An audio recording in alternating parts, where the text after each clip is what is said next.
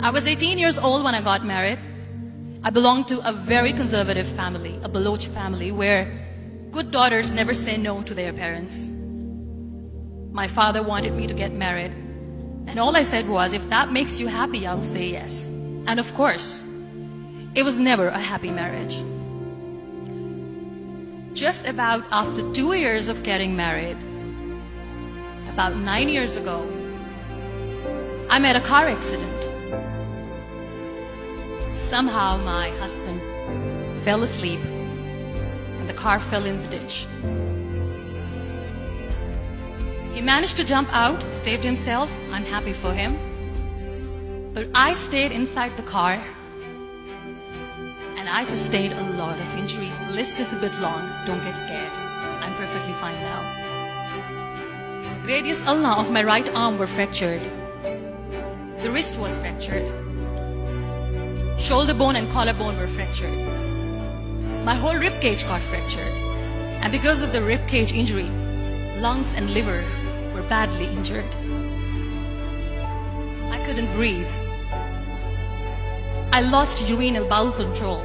That's why I have to wear the bag wherever I go. But that injury that changed me and my life completely as a person and my perception towards living my life was the spine injury. 3 vertebrae of my backbone were completely crushed and I got paralyzed for the rest of my life. So this accident took place in a far-flung area in the outskirts of a very small province, Balochistan, where there was no first aid, no hospital, no ambulance. I was in the middle of nowhere in that toppled car. Many people came to rescue. They gave me CPR. They dragged me out of the car. And while they were dragging me out, I got the complete transection of my spinal cord.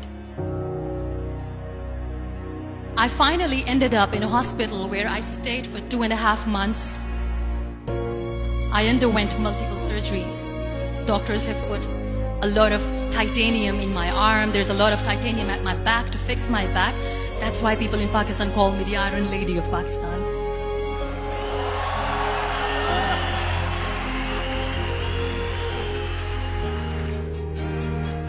Those 2.5 months in the hospital were dreadful. I will not make up stories just to inspire you. I was at the verge of despair. One day, doctor came to me and he said, well, I heard that you wanted to be an artist, but you ended up being a housewife. I have a bad news for you. You won't be able to paint again because your wrist and your arm are so deformed, you won't be able to hold a pen again. And I stayed quiet. Next day, doctor came to me and said, your spine injury is so bad, you won't be able to walk again. I took a deep breath and I said, it's all right. The very next day, doctor came to me and said, because of your spine injury and the fixation that you have in your back, you won't be able to give birth to a child again. That day, I was devastated. I still remember, I asked my mother, why me? And that is where I started to question my existence. Why am I even alive? What's the point of living? I cannot walk, I cannot paint, fine, I cannot be a mother. And we have this thing in our heads, being women, that we are incomplete without having children. I am going to be an incomplete woman for the rest of my life. What's the point? So my mother said to me, this too shall pass. God has a greater plan for you. I don't know what it is, but He surely has.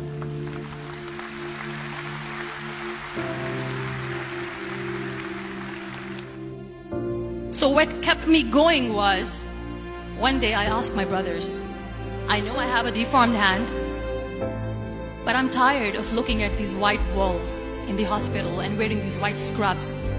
I'm getting tired of this. I want to add more colors to my life. I want to do something. Bring me some colors, bring me some small canvas. I want to paint. So the very first painting I made was on my deathbed, where I painted for the very first time. There were a lot of infections in my body, a lot of allergies. So doctors wanted me to lie down on the bed straight for not 6 months, for not 1 year, for 2 years. I was bedridden, confined in that one room, looking outside the window, listening to the birds chirping, and thinking maybe there will be a time when we'll be going out with the family and enjoying the nature. That was the time where I realized how lucky people are, but they don't realize. And you know how it all began? That day I decided that I'm going to fight my fears. We all have fears. Fear of unknown, fear of known, fear of losing people, fear of losing health, money. We want to excel in career, we want to become famous, we want to get money. We are scared all the time. So I wrote down one by one all those fears. And I decided that I'm going to overcome these fears one at a time. You know what was my biggest fear? Divorce. Work. But the day I decided that this is nothing but my fear, I liberated myself by setting him free. And I made myself emotionally so strong that the day I got the news that he's getting married, I sent him a text that I'm so happy for you and I wish you all the best. And he knows that I pray for him today.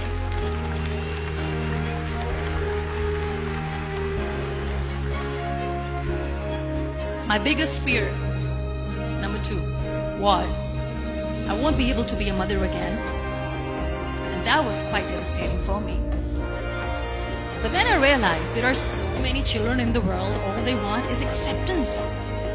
So there is no point of crying, just go and adopt one. And that's what I did.